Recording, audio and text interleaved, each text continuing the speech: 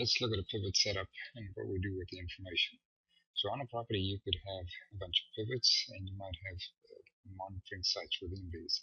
Now remember, with a pivot, north is 0 degrees and then it will go around to 360 and come to north, which is 0, and start from there again.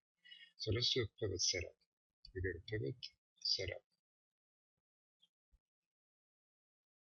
and a screen like this appears. In this case, we have a bunch of pivots already set up. If there's none or you want to add one, to click on the add button. When you do, you come up with data that looks just like what you find under the edit. So let's look at the details. There is the pivot number, which is assigned by the company, the brand name, the radius of the pivot, the acreage. By the way, this is calculated from the radius, the flow rate, in gallons per minute, and the rotation time at 100% speed.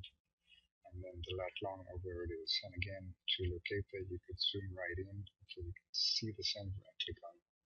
And we can handle two feed types. The one is irrigation, valley irrigation exchange, and the other one is well. So in this case, we're going to look at valley irrigation exchange.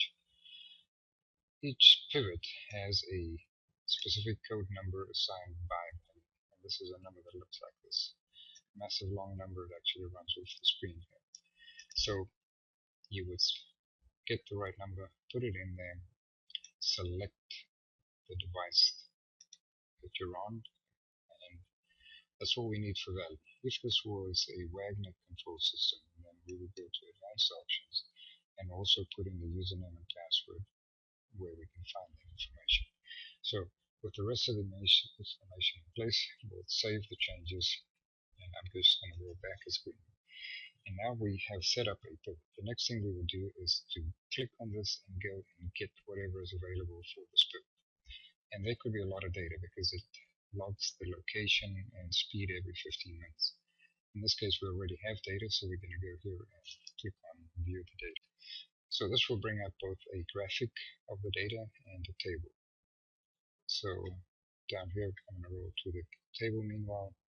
Here you can see the date time stamp. This one was parked at September 20 and hasn't moved since. And you can see that it produces data roughly every 15, 16 minutes. And during this time interval, it started from angle 167.9 and progressed to 192.8. And it was putting on 0.07 of an inch. So if you roll back, you'll see at this point it was putting on 0.33 of an inch. If there are data blips you need to get rid of, you can use the delete button here. So there is a graphic of the same data that we looked at here. And let's just zoom into some. I'm going to click and drag over it, zoom into a portion so we can get a bit more detail. So the green line shows you the angle. For instance, here it's going up towards 360. Swings through north, comes back to 0, and it goes up. The fact that it's a straight line tells you this pivot is moving at a constant speed. And the blue tells you depth of the irrigation, 0.5 in this case, as you can see in the text box there. So here is a case where it's moving a little faster and the depth is 0.25. If you zoom in further, you'll actually see the further details. I'll hit the reset button, and you can see that this was coming to the end of the season. You harvested here and started preparing for the new season.